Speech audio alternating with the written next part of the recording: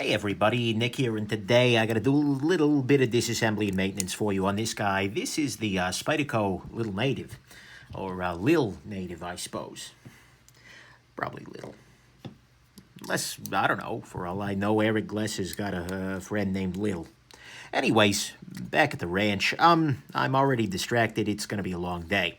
But anyways, what I'm going to go ahead and do here is actually attack this guy from this side entirely, where I will remove this screw over here, remove this, and then these two, so this was a T6 screw up top here, then these little guys at T8, and come on, there you go, pop that loose.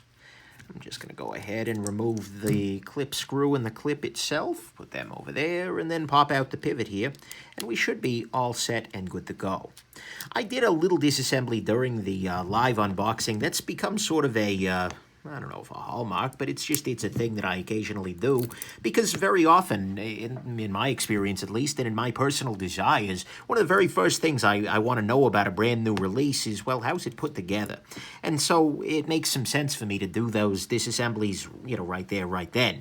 And because I'm crazy and feel like disassembling a knife live in front of, hundreds of people is a good idea. Anyways, I am...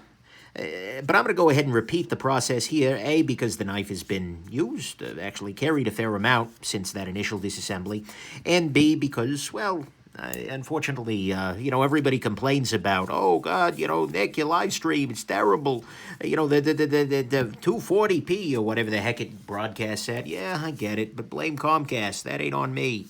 Crappy upstream internet is not the fault of my setup, unfortunately. I really do wish that YouTube offered the option to do a live stream where you stream at one and then it records at the same time, so you can get a, higher bandwidth, nicer video version up there. Anyways, I digress. As I mentioned in that live stream, though, this is using the same kind of pivot as the Spyderco PM2 and some other approaches, where you can see here it's got a captive washer on each side. So the pivot itself has screws going into it from both sides, and then it captures the washer there. You know what? This is something that I kind of like. At some level, it makes a lot of sense, because it means that the washer is going to be spinning a little bit less, well, frankly, not at all, and, kind of makes all of the wear on one side. It should maybe I'm completely full of crap, and in fact, if you're listening to this and you're thinking, oh, Nick, I'm an engineer, you're completely full of crap, then tell me I'm full of crap. But look, it seems like that would be a nice way to make the knife wear in a little bit more readily, because the knife is always going to be spinning. The washer is only going to be spinning on one side ever. Well, actually, the blade is spinning against the washer. So, I don't know. But look, it's not a problem no matter what. The only thing that it does mean is that if you ever need to clean up under here, and, it's not a bad idea at some point in time to do it, you need to unscrew this side as well. I don't actually need to get up under the liner here, so I'm not even going to bother doing that, because it's just more screws to strip out and whatnot. And the knife is running just fine, but that is the only real consequence to it. At this point in time, the knife is cleaned up and ready to go, so let's go ahead and put it back together here.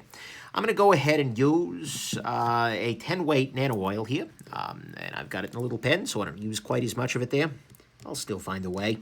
But I'll put some of that there, and I'll also put a little bit on this pivot, which, by the way, does have a little grease groove on the pivot there, or at least that's what I'm assuming that is. I'm sure that, again, some fancy engineer can tell me what is actually going on there. But alas, from the random jackass perspective, that appears to be a grease groove. Then I'm going to go ahead and apply a little bit here, here, here, here. Then I'm going to drop the screw or the washer onto there. So one thing I'm looking at, though, I'll see if I can zoom in on this. Actually, I don't need to. What you can see here is that one of these sides of the washer has no wear at all. It's all pretty much a rough finish. The other washer here has wear and polishing on the outer edge. What this means is that this is the edge that the knife has been historically spinning against. Does it actually matter which edge it's spinning against? No, not really. But you've already done a little bit of the break-in on one side of the washer, so it's probably a good idea, as you're doing a disassembly and maintenance, to make sure that you're putting the washer back together, in the side that was previously down. Because, well, if you're already doing some break-in, then stick with it. Keep breaking in that side. So, yeah, anyways, there you go. Washers are back in place here. Let's snap everything down. I have to work the compression lock bar a little bit to get everything potentially seated. There you go. Case closed. And here we go. My secret motivation for doing this particular disassembly, now I'm just going to put everything back together with a little bit of Loctite, is that I'm waiting for a package from FedEx. Nothing super interesting, but, you know, they have a tendency to be a little bit ninja-like. And so I know that if I start filming something, FedEx will interrupt. It's like applied Murphy's Law, basically. This is a bad time right now for FedEx to show up, so they will. And I'm hoping to kind of solicit that. I don't know whether that defeats the Murphy's Law purpose of the whole thing. Maybe, but by God, I'm going to give it a shot. So anyways, stop pin is in place. Be careful with this stop pin tension, because if you've yeah, it is stop pin, I guess. Also the pin that the compression lock compresses against. But anyways, nonetheless, be careful with that tension. If you've got that pinched too tightly, sometimes that can negatively affect the action of the knife. So you've actually got kind of these two variables, which, well, variables, God. Sorry, scientist. Got these two different things which both control the smoothness of the action here. Oh, God, there's some sort of curvilinear relationship which I'm modeling in my head right now, and I really shouldn't because, damn it, I'm doing knives right now. Anyways, back at the ranch. Then finally, I'm going to put the pocket clip back in place. Note that you could swap the pocket clip side by just pushing this little pin the rest of the way through, putting it in through the other side, and then screwing in on this side. But I'm not, because I'm carrying on the right side. That is the factory default. And then I'm going to show you a little trick that I showed you in the live stream, and I've showed you before. But when installing the Spyderco wire clip, it's a pain in the neck. If you put the clip down first and then try and get the screw in there, it doesn't always work because the size of the screw head and whatnot. So it's a good idea to kind of use the clip itself as tweezers to drop everything into place, which basically means that everything should be in position for screwing in, that is, once you're done. Mind you, you need to put the Loctite on the damn knife ahead of time. So, yeah, that's a detail. But it's an important detail. So there we go. And sometimes you just got to coerce that screw into the proper orientation. Oh, come on, you little bugger. There we go. And now everything's in position. I can just tighten things down. Okay, so that's in place. Stop pin is suitably tight, perhaps unsuitably tight. We'll see. This is knife. This is knife. This is knife. This knife is, there's the proper word order. This knife is not a super drop-shotty knife, as it is. I mean, it's okay, but the action, you know, will wear in over time. That's good. That's the advantage of phosphor bronze versus something like Teflon or something. But, you know, I just want to make sure that, you know, you're not expecting to tune this to be in high-end PM2 action immediately. But actually, I got to be honest, the action's pretty good as it stands. I guess that would be actionally.